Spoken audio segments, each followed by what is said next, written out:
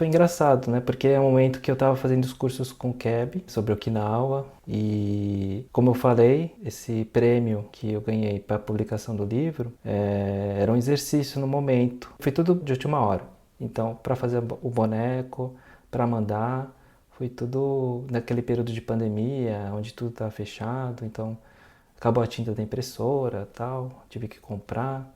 E eu não tinha um título, eu tinha que colocar um título no livro. E foi tomando banho que me veio, vou colocar o TAC, porque eu tinha ouvido esse termo no curso do Keb, né? E também fez muito sentido depois, porque o TAC na língua de Okinawa dá a ideia de lugar sagrado, né? E para mim também é uma forma de questionar o que é sagrado, o que é esse lugar sagrado? Porque será que o sagrado é algo que é imutável?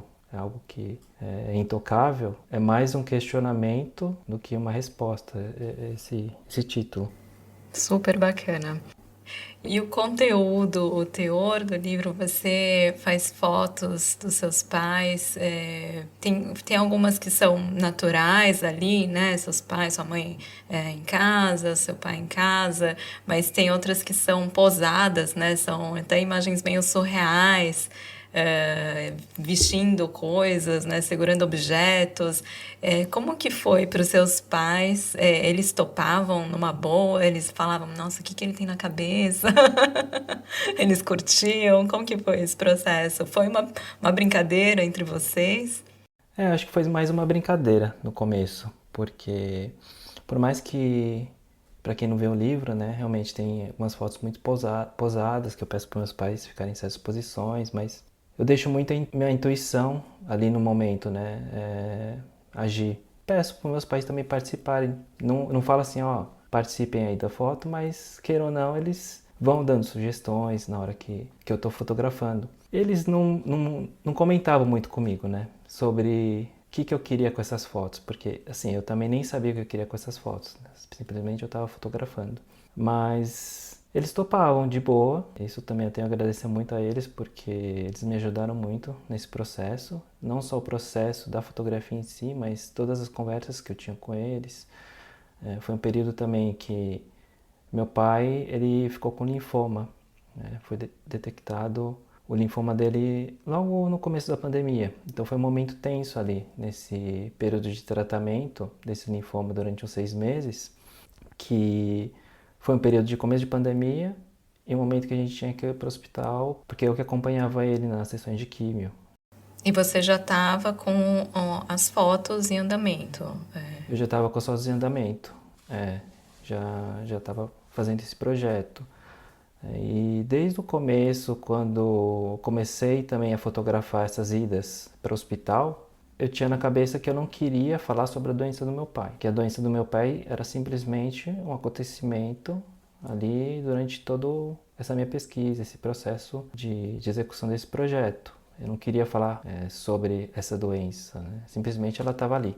Eu acho que isso também foi muito bom, no sentido que me aproximou muito do meu pai, porque esses momentos que a gente passava na químio ali, ou na ida e volta do hospital, foram momentos que eu pude conversar com ele de uma maneira mais íntima, conversa que eu nunca tinha tido anteriormente no dia a dia, porque a comunicação da minha família se dá muito pelo silêncio, né? Então, eu acho que o silêncio no livro também ele se materializa muito com os espaços em branco, digamos, as não ações que os personagens têm.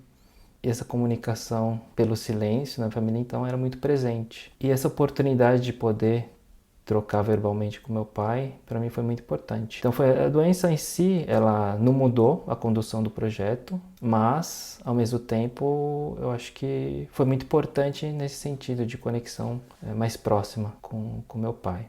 E foi um momento também de brincadeira para deixar, eu acho que essa questão hospitalar mais leve, que eu fazia as fotos. Então, quando ele estava lá recebendo a quimioterapia, eu fazia as fotos, porque são horas, né, que a gente fica ali no hospital. Eu acho que isso também, para mim, não sei se para o meu pai, né? Acho que só ele poderia falar isso, mas para mim, pelo menos, eu tomar isso como um acontecimento e fotografando, para mim, isso ficou muito mais leve, lidar com a doença do meu pai. Eu acho muito bonito porque você falando todas essas questões do silêncio, vendo também as fotos, a casa, os azulejos, eu me reconheci muito nisso também. Vi muito da minha família ali, lembrei da casa da minha avó, de reuniões de família, quando vai todo mundo para a cozinha, enfim, acho que acaba também evocando muitas lembranças e causa essa identificação. Então, achei muito, muito bacana. E ver também os brancos, né? Os espaços em branco representando tudo isso. O que que você ouve das pessoas que veem o seu livro? O que que elas comentam? É muito interessante isso, né? Porque é um trabalho muito íntimo meu que eu estava fazendo dentro da casa dos meus pais, sobre uma descoberta minha, né? Questionamentos que eu tinha internamente. Só que depois que o livro foi publicado, isso foi para o mundo. Então, todo mundo tem uma interpretação diferente sobre esse projeto. E é legal que muitos descendentes de okinawanos, japoneses, eles, como você falou, que se identificam muito nessa casa, nesses gestos. Por exemplo, tem uma foto que eu fiz que desde o começo do projeto já estava na cabeça em fazer, que é uma foto que tem uma pizza e um gohan junto no prato, né? Com minha avó ali comendo. Isso para mim representa muito o que era a nossa refeição quando eu era adolescente, porque essa mistureba de coisas, né? Comer arroz com macarrão, arroz com pizza, e as pessoas acabam se identificando com esses elementos nas fotografias. São coisas que, eu acho que igual você falou uma vez sobre descascar a laranja, né? Sobre o pai dar a laranja descascada ali para a mãe, como uma forma de carinho, que é algo que eu sempre vi isso na minha casa também, só que eu não sabia que as outras famílias também faziam isso. Então acho que tem muitas coisas ali, muitos elementos que são comuns nas famílias de descendente, só que as pessoas não sabem que as outras famílias também fazem, fica só ali dentro da casa. Só que depois, quando as pessoas olham o que as outras famílias fazem, vem essa identificação, né? Sim, essa da laranja foi uma surpresa mesmo, porque minha mãe sempre, todo final de refeição, ela descasca a laranja, distribui para todo mundo que tá na mesa, sempre, almoço, jantar, então todo dia, se passo uma semana na casa dos meus pais, assim, 14 laranjas no mínimo, é ótimo, né, super saudável. E aí eu tirei uma foto, vi essa laranja descascada, bonitinha ali, que ela já tinha deixado, eu ainda estava terminando de almoçar, e aí tirei uma foto, postei, fiz esse comentário, porque é uma forma de carinho, né? Ou de cuidado. E eu me surpreendi com a avalanche de mensagem de gente falando: ah, em casa é igual, meu pai faz igual, meu avô faz igual, minha mãe e tal, tal, tal. Eu falei, gente, nossa, eu achei bem bonito, assim. E aí as pessoas começaram a dar exemplos de outras situações também. Tem uma amiga que fala que a mãe ou a avó, agora eu não lembro, ela deixava as roupas já secas, mas deixava penduradas no sol, no varal, quando tava frio. Então a roupa tava quentinha quando a criança ia vestir, sabe? Uns cuidados assim, porque a gente acaba não crescendo sem ouvir, né? Não tem essa questão do verbal, do eu te amo, né? Desse carinho verbalizado, mas aí a gente nota, né? O carinho, o cuidado nessas pequenas ações no cotidiano. Então, por isso que é muito legal, né? Publicar as coisas e a gente recebe isso de volta e talvez ganhe até uma nova dimensão para aquilo tudo, né? Hoje, o TAC, ele representa o que para você, Ricardo? Ele como livro, para mim, ele representa ali a consequência de todo esse processo que eu passei, porque na fotografia, para mim, é muito mais importante todo esse processo que eu passo fotografando, passo em contato com a minha família, passo em contato com as pessoas, do que finalizar o projeto em si. Então todo esse contato, toda essa redescoberta, toda essa maneira de enxergar diferente os meus pais e minha família acaba sendo muito mais importante do que ter fisicamente trabalho publicado. É lógico que através também do livro eu pude ter contatos muito importantes, assim, de conhecer pessoas do meio da fotografia, participar de festivais. Isso também me deixa muito feliz, que está sendo bem recebido em alguns lugares por aí. Mas acho que todo esse processo que eu passei com a minha família de redescoberta, para mim não tem preço. E ver de uma maneira diferente, né? Antes eu ficava muito me perguntando por que que não tinha esse carinho verbalizado do que a gente estava falando agora há pouco, né? Mas é isso. Acho que cada um tem uma maneira diferente de demonstrar esse carinho. E não quer dizer que é melhor ou pior, é simplesmente diferente. Então, acho que cabe a gente, cada um, poder enxergar. Você acha que o relacionamento com seus pais mudou, se transformou a partir da sua experiência na França, a partir do livro? Bom, durante todo esse projeto, você acha que, comparado com o que era antes? A gente se aproximou bastante. E assim, voltando um pouco no tempo, né? A gente falou um pouco sobre a questão das minhas escolhas, quando eu era adolescente, quando eu era da faculdade, tudo. Nunca tive questionamento dos meus pais a respeito dessas minhas escolhas. Então, fui fazer engenharia, legal, vai fazer engenharia. Fui trabalhar numa empresa grande, legal, então. Depois também fui casado, legal, vai casar. Até que chegou um momento que eu resolvi me separar. Foi uma decisão em conjunto e aí começaram a vir os questionamentos, porque uma separação, ela não faz parte do caminho, entre aspas, normal ali, né, da vida. Então começam a vir os questionamentos. Depois eu resolvi vir para a França. Mais questionamentos, né? Poxa, você vai para a França, vai ficar 2 anos, o que você vai fazer depois de 2 anos, né? São respostas que na época eu não tinha.